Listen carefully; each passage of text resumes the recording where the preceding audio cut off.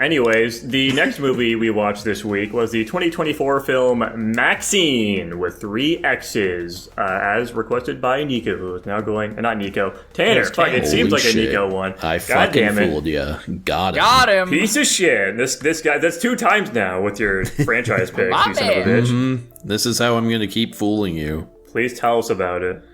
MaXXXine is the story of Maxine from hit film X as she pursues an acting career in Hollywood, yeah, Hollywood. And, what does she do? She gets cast in a movie, and then she kind of just stumbles upon, like, a murder cult, and then stops them at the end. I don't know. Fun fact.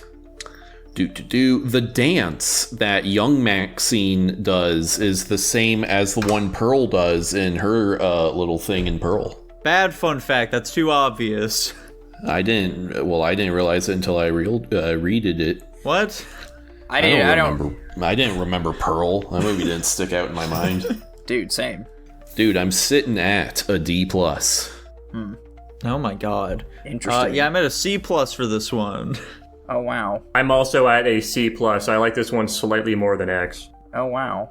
Wait, am I really the highest on all of these films collectively so far? I gave it a B+, the same as the other ones. Holy smokes. Am I really higher? What did you guys give the other ones? The fuck? I think I was the highest on Pearl, and I think Nico was the highest on X, maybe? I didn't realize they gave Pearl and X the same rating, but... Huh. Luckily, we have re-ranks coming in a few weeks here, Dylan, so you can remedy that. I mean, I don't think it deserves a remedy, but... I think the thing this movie... I can't speak right now. The thing this movie has going for it the most, at least for me, is just its visual presentation. Yeah. It has a lot of creative shots, and it's interesting to watch, and I think Mia Goth and generally the performances are pretty good. But the plot is just not particularly interesting, and it drags for a lot of it for me. Yeah, that's my big problem as well. This movie is really fucking boring for me. And also, like, I think the ending twist is fucking cringe and stupid. What about it is wrong? Or cringe and stupid, I suppose. It's just the whole thing where it's like, what if instead of a Satanist cult killing people, it's a bunch of Christians? It's fucking, this is Reddit horror. I really don't think that's that big of a deal. That doesn't seem like something very unique to this film at all. Well, that's what I'm saying. It's so cliche and whatever. Yeah. Would you have preferred it to be a demonic cult? I don't know if I preferred it to have been a cult at all. I don't know. I wish it was... I just didn't like what it was in any sense, I suppose you could say. I do like how they This is a slightly stupider complaint, but Mia Goth is fucking weird looking and I don't like it. There was that one scene where she's in the alleyway under the red light, and me and Jackson were like, does she have eyebrows? And yeah, She I doesn't. see. Yeah. I mean... She looks like a Cro-Magnon. Yeah. Exactly. I don't know. Yeah, man, whatever one of those are. It's a type of ancient hominid. I see.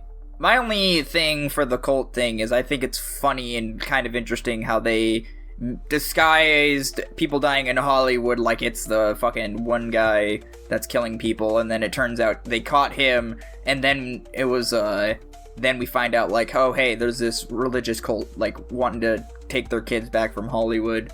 That's the only thing I have to say about that particular matter. I don't know, man. I viewed this at the same level as Pearl and X. I thought it was justifiable to put it in the same ranking. They all kind of feel like the same movie. Nah, this one is definitely a step down from the others. When it comes to, like, I'll go to the cult stuff here too, why not? When it comes to that shit, I just didn't like that it was Maxine's father, because it was just so fucking obvious throughout the film that, it's gonna be her dad. He's the one behind all this. A third of the movie into it, maybe. Yeah, and so, like, that's, like, a lot of what this film is kind of trying to build up is the surprise of who this crazy murderer is. And it's like, if you already know that so early on, it doesn't really pique your interest beyond that. Well, and I caught on pretty early too. I might have to lower my ranking based on all this conversation. What I caught on pretty early on too is, like, after the first instance of, oh, we're going to the hills to, have a party if you want to come with us. And I'm like, that sounds like some murder dialogue. And of course, it ended up being the case. So then, like, any time after that, like, that one main actress for the movie that she was a part of, when she's like, oh, there's a producer in town, he's having a party up in the hills, I'm gonna go to it. Unfortunately, that just triggers, like, the whole, okay, she's gonna die. So, like, nothing is left to surprise anymore, which is, like, pretty much half the point of horror movies, in my opinion. I think there should be some mystique and intrigue and all that kinds of stuff, and it shouldn't be so blatantly obvious that you can predict the next thing that happens. Do you think they made it her father just because, like, they realized that her getting involved in this felt kind of weird because she's so barely connected to any of the events of this cult? I really don't know, because, like, presumably they made the decision that the father would be the main antagonist from the beginning, and then they needed to find a way to kind of introduce some more shit into it, and so the cult was an afterthought for that. Yeah. Yeah. Like, the issue, too, I guess if we're just gonna keep going back to this point, is, like, they make it so blatantly obvious that, like, there's so many signs, like, if you don't get it's her father, because it's, like, one, they have the video at the very beginning of her father be like, oh, what's our motto, or whatever the hell he called it. And then it's like, then there's the protesters standing outside basically saying the same thing that her father was saying from the first movie, which was X.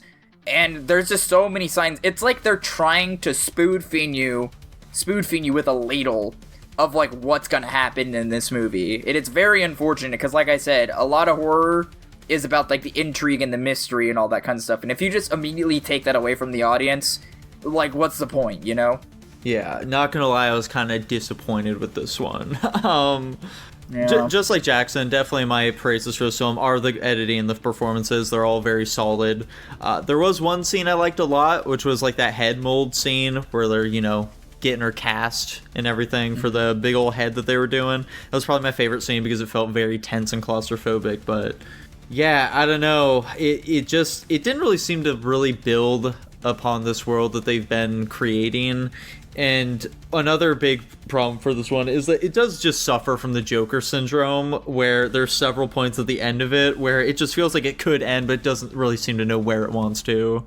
Yeah, like, I wasn't a huge... I know this is just common, classic horror movie tropes, but, like, the two cops just dying at the end, I kind of question that. It's like, yeah, the guy getting shot and dying, I thought that was fine. But then also, like, the lady cop who gets, like, stabbed in the eye with the cross and then falls down the hill, presumably dies. I just don't like this whole trope of, like, everybody has to die in these movies because, what kind of A24 film would it be if everybody doesn't die except one person?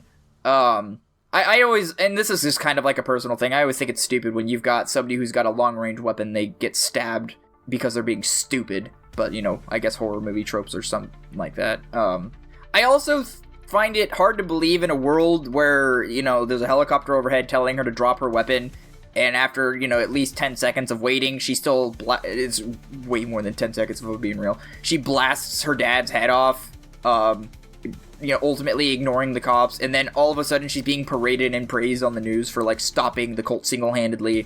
Like, I'm sure there's, like, some misdirection going on there, and, she's probably figured out a way to turn it in her favor like she has in the past. I just think it's strange that things worked out for her after the events of everything that happened. Like, one, her dad was responsible for the murders, and then she murdered her dad. That's kind of suspicious, and I'm gonna stop before I go on a rant, but I hope you guys see my point in saying all of this.